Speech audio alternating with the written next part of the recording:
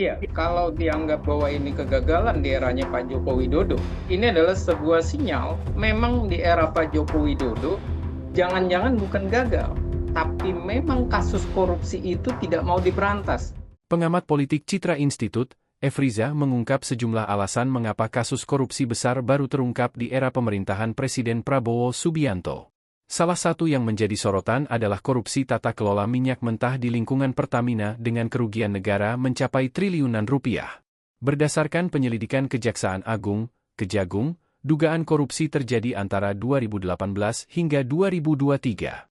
Kalau dianggap ini sebuah kegagalan di era Pak Jokowi, ini adalah sebuah sinyal jangan-jangan bukan gagal tapi kasus korupsi itu tidak mau diberantas, diketahui tapi dibiarkan, ujar Efriza. Efriza juga menduga ada aktor utama di balik kasus korupsi Pertamina. Di Kementerian BUMN atau yang mengelola BUMN misalnya, imbuh dia. Ia pun mendukung penuh Presiden Prabowo dan Kejagung untuk mengusut korupsi, tak hanya di BUMN namun juga lembaga lain.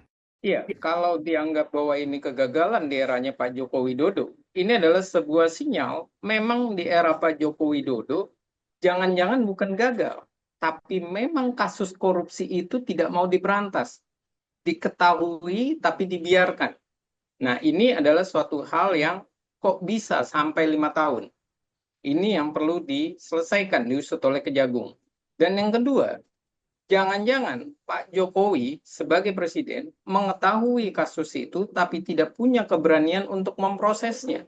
Atau yang ketiga, Kejagungnya ini tidak punya keinginan untuk menyelesaikan kasus tersebut, tidak punya rasa untuk membela kepentingan rakyat.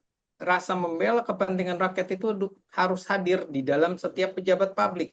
Karena kalau tidak, akan ada pembiaran, akan ada merasa bahwa ini adalah suatu hal biasa saja. Dan yang keempat, bisa jadi kasus ini memang ada pemainnya.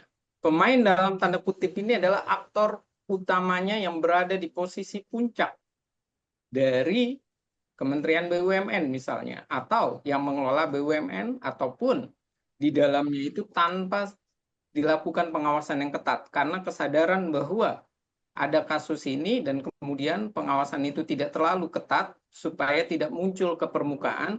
Dan sisi yang lain, inilah yang terjadi. Bagaimana subsidi kita selalu tinggi, selalu meningkat, tapi ujung-ujungnya masyarakat tidak pernah merasakan dampak pemberian subsidi ataupun merasakan manfaat subsidi secara masif. Download Tribun X sekarang, menghadirkan lokal menjadi Indonesia.